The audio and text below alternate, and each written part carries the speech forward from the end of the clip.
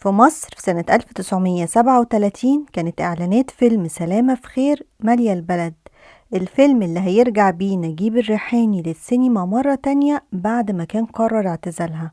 وبدأ عرض الفيلم وفي سينما في اسكندرية قام واحد من الجمهور وصرخ بطريقة هستيرية جدا، ما كانش حد قادر يهديه أبدا، لدرجة إن هم وقفوا عرض الفيلم وطلبوا البوليس.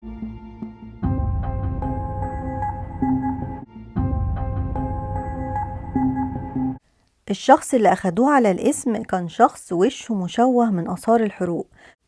لما هدوه قالهم إنه انهار لما شاف شخصية أم ياني ظهرت في الفيلم، لأن هي مراته مرسية اللي بيدور عليها بقاله 5 سنين. وبدأ يحكي الحكاية من الأول. قالهم إنه اسمه أحمد الوالي، من عيلة من أغنياء اسكندرية. هو وأخوه ورثوا من باباهم محلات دهب مشهورة في اسكندرية. كان عايش هو وأخوه الصغير ومامته في بيت جميل في سعادة.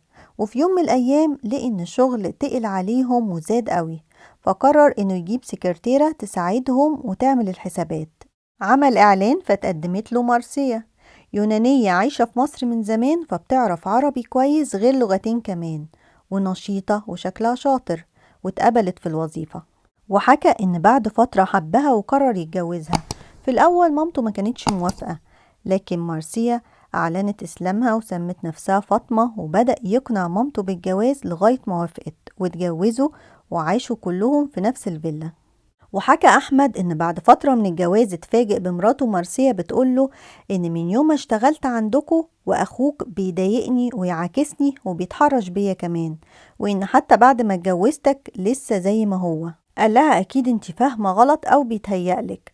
قالت له مسيري هثبتلك. وفي يوم كانت مامته عند قرايبهم في القاهرة، صحي من النوم على صريخها بتستنجد بيه، وجري على الصوت ولقى فعلا أخوه كأنه بيتهجم عليها.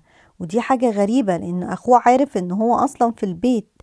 المهم إنه نزل في أخوه ضرب واتخبطت منه راسه وقطع النفس، واكتشفوا إنه مات. وبيحكي إنه انهار وما كانش مصدق اللي حصل، وفضل يقول إزاي ما سمعتهوش، إزاي ضربته بطريقة وحشية كده لغاية ما مات.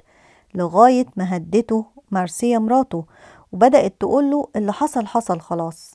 بدأت تهديه وتقوله محدش هيصدق اللي حصل، محدش هيصدق ان ما كانش قصدك تموته، ولا حد هيصدق انه كان بيتعدى عليا، ومامتك عمرها ما هتسامحك. احنا لازم نتخلص منه. انا هجيب ناس من قرايبي يتخلصوا من الجثة، وانت ما تجيبش سيرة اللي حصل. واقنعته ان لما مامته ترجع يقول لها ان اخوه مسافر ايطاليا، لانه كان متعود يسافر ايطاليا ويغيب هناك بالشهور. ورجعت الام واقنعوها ان اخوه مسافر. وفاتت شهور واخوه ما بيبعتش جوابات ولا بيرجع.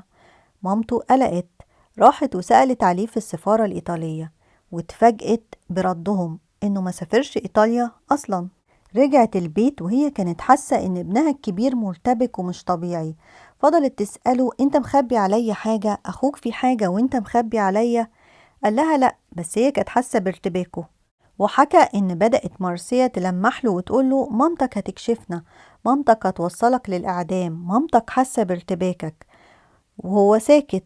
وصحي من النوم يوم لقى مارسيا بتقوله انت عارف ان مامتك ست كبيرة جدا في السن ومش هتعيش كتير، انا لقيتها هتكشفنا خلاص وهتوصلنا للإعدام، فاضطريت اني احط لها جرعة من المخدر في الاكل بتاعها وتوفت.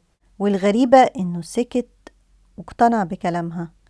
لكن بعدها مر بفترة اكتئاب شديدة جدا، وحتى بطل ينزل المحلات بتاعتهم، وفضل حابس نفسه في البيت، مش بياكل مش بيشتغل مش بيعمل اي حاجة. وقالت له مارسيا ان هي هتنزل المحلات بداله وتمشي الشغل لغاية ما يبقى كويس ويرجع تاني. وفي يوم من الايام فات عليه واحد من اصحابه وحاول ان هو يخرجه من حالة الاكتئاب اللي هو فيها ويقنعه انه يخرج حتى يتمشى شوية. وفعلا اقتنع وخرج، وفي الأول فات على البنك عشان يسحب شوية فلوس. اتفاجئ في البنك إن رصيده صفر. فات على المحلات عشان يسأل مارسيا ليه سحبت كل الفلوس من البنك، لكن اتفاجئ إن المحلات كلها مقفولة. ولما فتح المحلات لقى إن هي مفيهاش ولا قطعة مجوهرات واحدة. ورجع على البيت يستنى مارسيا هناك اللي هي المفروض أصلا في المحلات، وهو مش عارف هي فين. ورجعت على البيت واتخانقوا خناقة كبيرة، وبعدها نزلت من البيت ورجعت بعد شوية ومعاها نفس الناس من عيلتها اللي استخدمتهم قبل كده عشان تتخلص من جثة أخوه. وبيحكي إن هما كانوا موجودين وعارفين هيعملوا إيه. ضربوه ضرب جامد جدا وبعدين سابوه في وسط الشقة وولعوا في الشقة وهربوا. وحكى إنه كان في الدور التاني من البيت والنار حواليه في كل حتة. قام وحاول يهرب ونط من الدور التاني وأراد ربنا إنه يعيش. وحكى إنه بعد ما خف بقاله 5 سنين بيدور عليها في كل مكان. بيدور على مارسيا اللي دخلت بيتهم وخربته، سببت في موت أخوه وقتلت أمه وخدت كل فلوسه وهربت، وهو كمان سمع لها. وفي اليوم ده كان بيلف في الشوارع وهو محبط ولقى إعلان الفيلم وقرر يدخل في السينما يستريح شوية ويتفرج، لغاية ما اتفاجئ بظهور مراته مارسيا على الشاشة وهي بتمثل أول وآخر أدوارها في السينما دور أم ياني في فيلم سلامة في خير. ولما استدعوا نيازي مصطفى مخرج الفيلم للتحقيق واللي القصة منسوبة لمذكراته، قال في التحقيقات إن هو عمل إعلان وهو بيعمل الفيلم بيطلب في الإعلان بنت تكون أجنبية أو بملامح أجنبية لكن بتعرف تتكلم عربي، واتقدمت له الفنانة اللي عملت دور أم ياني على إن اسمها مدام جربيس نسبة لجوزها جربيس. البوليس في البداية ما قدرش يوصل لها من العنوان اللي سايباه عند المخرج، لكن بعد كده قبضوا عليها واكتشفوا ان هي متجوزة واحد تاني يوناني وانها كانت على علاقة بيه من قبل ما تتقدم للوظيفة عند احمد الوالي. وان بعد ما تقدمت للوظيفة وحكت له عن العيلة وعن الثراء بتاعهم، قرروا ان هما يعملوا خطة مع بعض وان هي ترسم عليه وتتجوزه ويستولوا على فلوسه. ام ياني طبعا كانت فاكرة ان جوزها مات في الحريق ومحدش هيتعرف عليها، لكن تمثيلها في الفيلم كان السبب في وصولها للإعدام. اتحكم عليها بالإعدام وهو كمان أخد حكم كبير لأنه اتستر عليها والقتل الخطأ لأخوه. قصة مدام جربيس أو أم ياني اتنشرت في عدد كبير من الصحف العربية والمصرية، لكن جه واحد من الكتاب وقال إن القصة مش حقيقية وإنها كلها تأليف ومفيش أي دليل على وجودها، وإن مدام جربيس هي فعلا اسمها الحقيقي مدام جربيس لأن هي مرات الخواجة جربيس صاحب محلات الحلويات في اسكندرية. طيب راحت فين واختفت ليه؟ قال مش عارف، يمكن رجعت على بلدها، قررت ما تمثلش تاني، خصوصا إن الخواجة جربيس مات مقتول على إيد واحد من العمال بتوعه. وقال نفس الكاتب إن مفيش وجود لمذكرات نيازي مصطفى، وإن هي كانت مجرد مفكرة فيها أرقام تليفونات وتعليقات على أحداث مهمة في حياته وشخصيات قابلهم، لكن مش مذكرات يوم بيوم.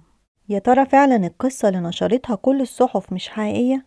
لكن الدراما والحكايات الغريبة كانت مالية حياة أبطال الفيلم.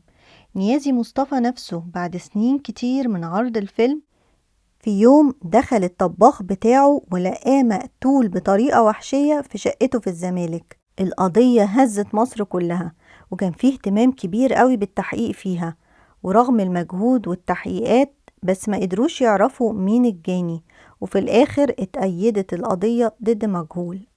أما نجيب الريحاني فبرضه موته كانت درامية، كتب نعيه بإيده بطريقة ساخرة كعادته قبل ما يموت.